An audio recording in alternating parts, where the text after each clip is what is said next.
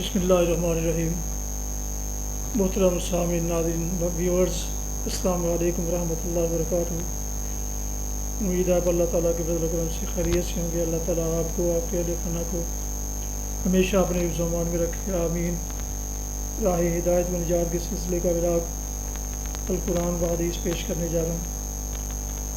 اگر آپ نے ابھی تک میرے یوٹیوب چینل کو سبسکرائب نہیں کیا تو سبسکرائب کر کے لائک کر کے بیل آئیکن کو ضرور پریس کر لیں، تاکہ آنے والے ایسے روحانی اور قرآنی ولاگ جو سراسر باعث خیر، باعث برکت اور باعث ثواب وہ آپ تک باقاعدہ اور بر وقت ملتے ہیں، پہنچتے رہیں۔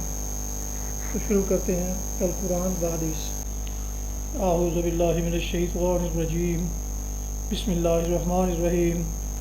ان ربکم اللہ الذی خلق السماوات والارض فی ستۃ ایام ثم استوى على العرش يغشي الليل النهار يطلبه حثيثا والشمس والقمر والنجوم مسخرات بأمره ألا له الخلق والأمر تبارك الله رب العالمين صدق الله العظيم۔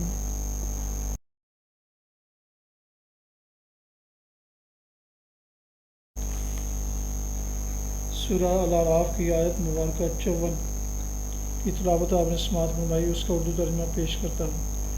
ان ربکم اللہ الذی خلق السماوات والارض،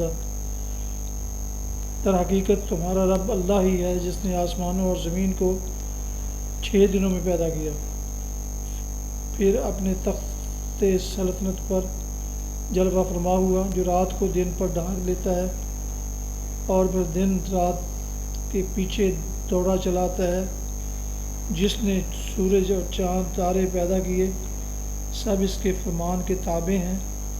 خبردار رہو، اسی کی خلق ہے، اسی کا امر ہے، بڑا بابرکت ہے اللہ، سارے جہانوں کا مالک و پروردگار۔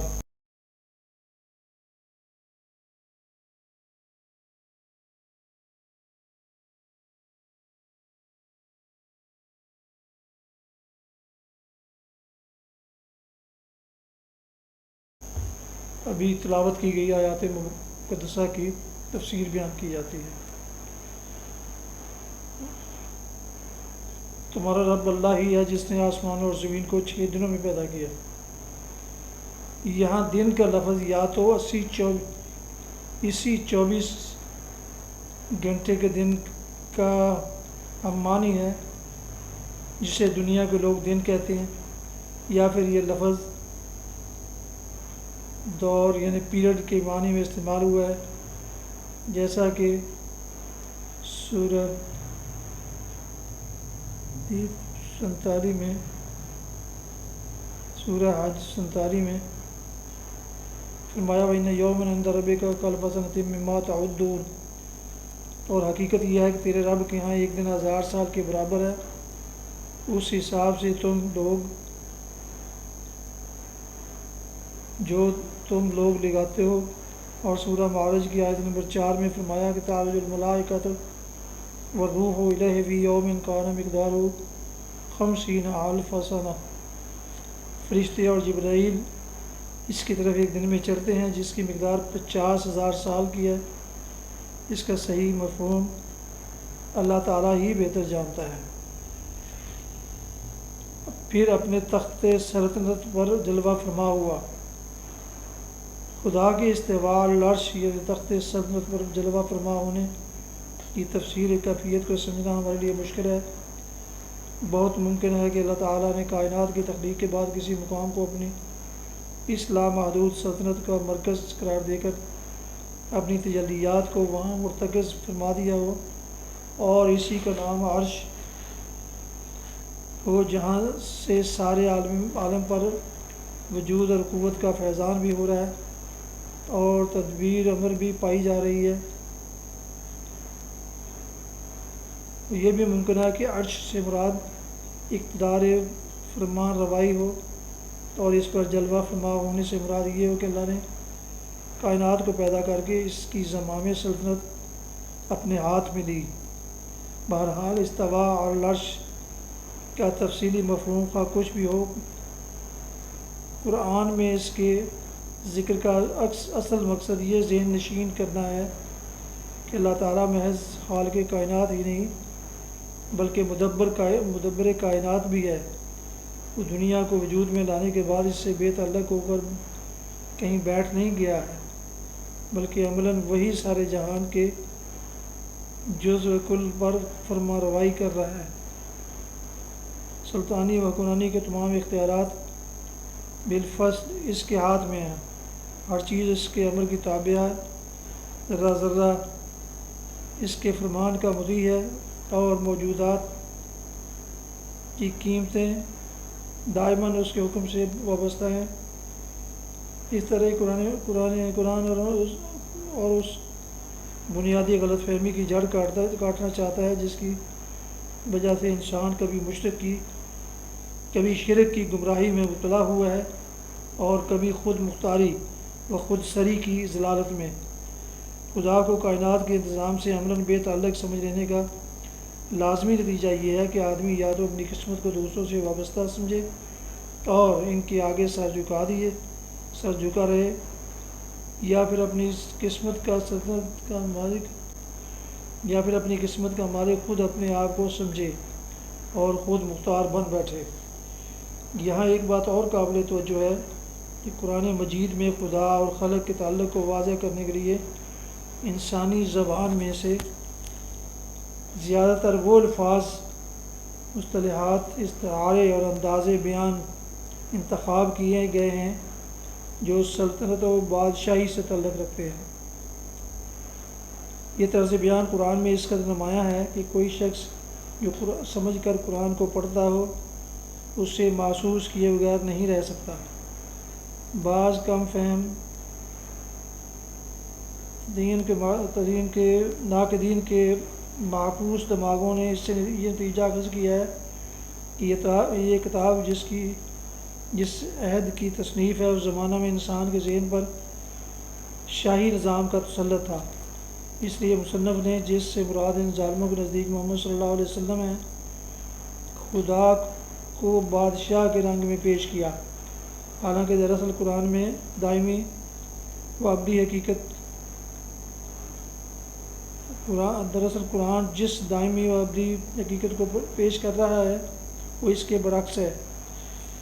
حقیقت یہ ہے کہ زمین اور آسمانوں میں بادشاہی صرف ایک ذات کی ہے، اور حاکمیت یعنی سوورنٹی جس شے کا نام ہے وہ اسی کی ذات کے لیے مخصوص ہے، اور یہ نظام کائنات ایک کامل مرکزی نظام ہے جس میں تمام اختیارات کو وہی ایک ذات استعمال کر رہی ہے۔ لہذا اس نظام میں جو شخص یا گروہ اپنی یا کسی اور کی جزوی یا کلی حاکمیت کا مدعی ہے وہ محض فریب میں مبتلا ہے۔ نیز یہ کہ اس نظام کے اندر رہتے ہوئے انسان کے لیے اس کے سوا کوئی دوسرا رویہ صحیح نہیں ہو سکتا کہ اسی ایک ذات کو مذہبی معنوں میں واحد معبود بھی مانے اور سیاسی و مدنی معنوں میں واحد سلطان یعنی سوورن بھی تسلیم کرے۔ خبردار رہو، اسی کی خلق ہے اور اسی کا امر ہے۔ یہ اس مضمون کی مزید تشریح ہے جو استواء العرش کے الفاظ میں مجملاً بیان کیا گیا تھا، یعنی یہ کہ خدا محض خالق ہی نہیں، عامر اور حاکم بھی ہے۔ اس لیے اپنی خلق کو پیدا کر کے نہ تو دوسروں کے حوالے کر دیا ہے کہ وہ اس میں حکم چلائیں، اور نہ پوری خلق کو یا اس کے کسی حصے کو خود مختار بنا دیا ہے کہ جس طرح چاہے خود کام کرو، بلکہ عملاً تمام کائنات کی تدبیر خدا کے اپنے ہاتھ میں۔ اس نے اپنی خلق کو پیدا کر کے نہ تو دوسروں کے حوالے کر دیا کہ وہ اس میں حکم چلائیں، اور نہ پوری خلق کو یا اس کے کسی حصے کو خود مختار بنا دیا ہے کہ جس طرح چاہے خود کام کرو، بلکہ عملاً تمام کائنات کی تدبیر خدا کے اپنے ہاتھ میں ہے۔ لیل و نہار کی گردش آپ سے آپ ہی نہیں ہو رہی بلکہ خدا کے حکم سے ہو رہی ہے۔ جب چاہے اسے روک دے اور جب چاہے اس کے نظام کو تبدیل کر دے۔ سورج اور چاند اور تارے خود کسی طاقت کے مالک نہیں ہیں، بلکہ خدا کے ہاتھ میں بالکل مسخر ہیں اور مجبور غلاموں کی طرح بس وہی کام کیے جا رہے ہیں جو خدا ان سے لے رہا ہے۔ بڑا بابرکت ہے۔ برکت کے اصل معنی ہیں نمو، افزائش اور بڑھوتری کے، اور اسی کے ساتھ اس لفظ میں رفعت و عظمت کا مفہوم بھی ہے اور ثبات اور جماؤ کا بھی۔ پھر ان سب معلومات کے ساتھ خیر اور بلائی کا تصور لازماً شامل ہے۔ پس اللہ کے نہایت بابرکت ہونے کا مطلب یہ ہوا کہ اس کی خوبیوں اور بلائیوں کی کوئی حد نہیں ہے۔ بے حد و حساب خیرات اس کی ذات سے پھیل رہی ہیں اور وہ بہت بلند و برتر ہستی ہے، کہیں جا کر اس کی بلندی ختم نہیں ہوتی، اور اس کی یہ بلائی اور رفعت مستقل ہے، عارضی نہیں ہے کہ کبھی اس کو زوال ہو۔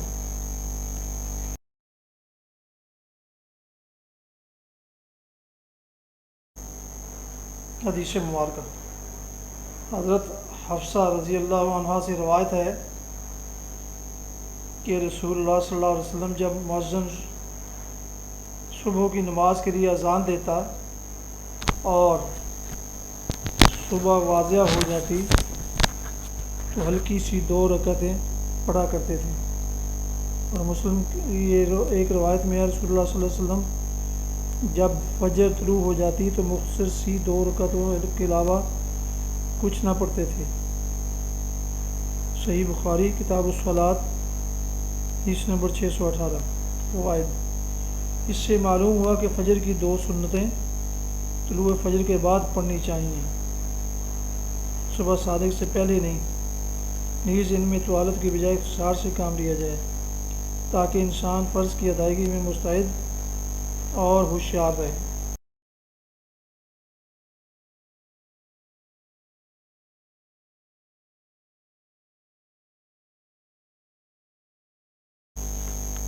یہ تھا آج کا راہ ہدایت و نجات کے سلسلے کا وداع القرآن و حدیث، جس میں آج سورہ الاعراف کی آیت مبارک 54 کی تلاوت، ترجمہ، تفسیر بیان کی گئی۔ اس کے علاوہ ایک حدیث مبارکہ بھی آپ کی خدمت میں پیش کی گئی۔ ختم کرنے سے پہلے ایک دفعہ پھر گزارش ہے کہ اگر آپ نے ابھی تک میرے یوٹیوب چینل کو سبسکرائب نہیں کیا تو ابھی سبسکرائب کر کے لائک کر کے بیل آئیکن کو ضرور پریس کر دیں اور دوستوں سے شیئر بھی کر دیں تاکہ اس طرح کے آنے والے روحانی اور قرآنی ولاگ جو سراسر باعث خیر، باعث برکت اور باعث ثواب ہیں وہ نہ صرف آپ بلکہ دوستوں کو بھی باقاعدہ ملتے رہیں۔ اللہ تعالیٰ آپ کا حامی و ناصر ہو۔ اللہ تعالیٰ آپ کو، آپ کے اہل خانہ کو ہمیشہ اپنے حفظ و امان میں رکھے، آمین۔ اپنی دعاؤں میں اپنا بہت خیال رکھیے گا، اپنی دعاؤں میں پاک وطن، والدین، آباء و اجداد، اعزاء و اقارب، دوستوں کے علاوہ اس ناچیز کو بھی یاد فرمائیں تو انتہائی مشکور ہوگا۔